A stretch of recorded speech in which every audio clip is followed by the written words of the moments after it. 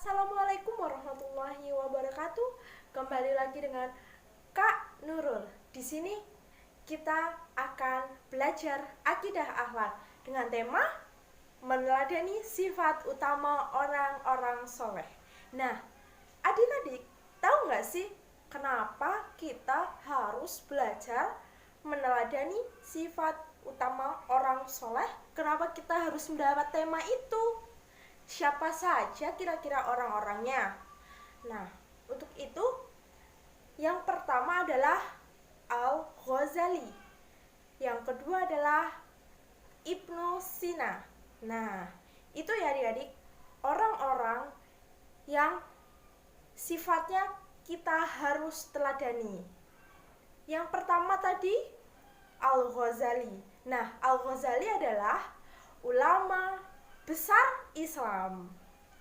Beliau adalah hujratul Islam yang banyak menghafal hadis Nabi, dan pemikiran beliau ini membawa banyak pengaruh besar bagi dunia pendidikan loh.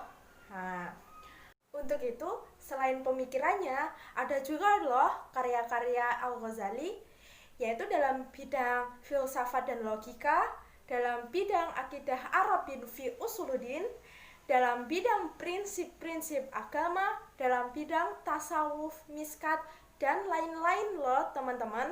Nah, banyak kan karya-karya Al-Ghazali?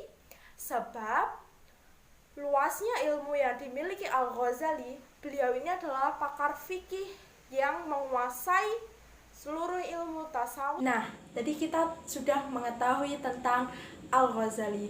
Untuk itu kita beralih ke Ibnu Sina. Nah, adik-adik, Ibnu Sina ini merupakan seorang ilmuwan, seorang dokter, seorang penulis yang aktif pada zaman keemasan Islam. Saat di barat, Ibnu Sina dikenal dengan sebutan Avicenna.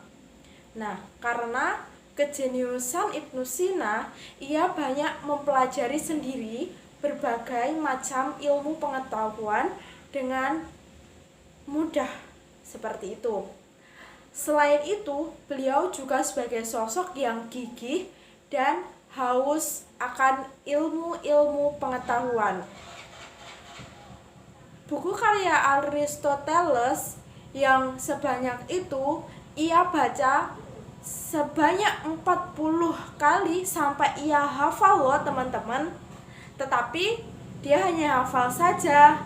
Beliau tidak memahami apa isi buku Aristoteles. Tetapi Ibnu Sina, beliau tidak mudah menyerah dan tidak putus asa untuk mencari apa makna di dalam buku Aristoteles tersebut. Teman-teman, selain itu Ibnu Sina memiliki banyak karya loh. Yang pertama adalah karya Ibnu Sina tentang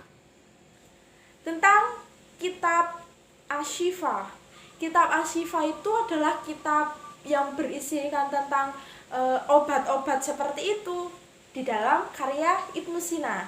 Yang kedua, kitab Khonun fil At-Thalib, yaitu yang berhubungan tentang kedokteran.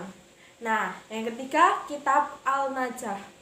Kitab ini adalah bersangkut paut dengan kedokteran, di bidang kedokteran. Seperti itu, teman-teman. Nah, adik-adik, kalian tahu tidak, Ibnu Sina telah memiliki banyak sekali, bahkan ratusan karya. Tidak hanya yang kakak sebutkan saja ya.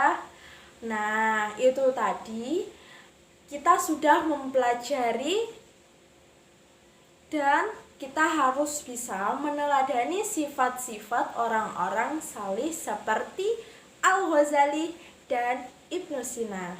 Untuk itu, kurang lebihnya mohon maaf dari kakak. Kita akan bertemu di lain hari. Terima kasih sudah menyaksikan video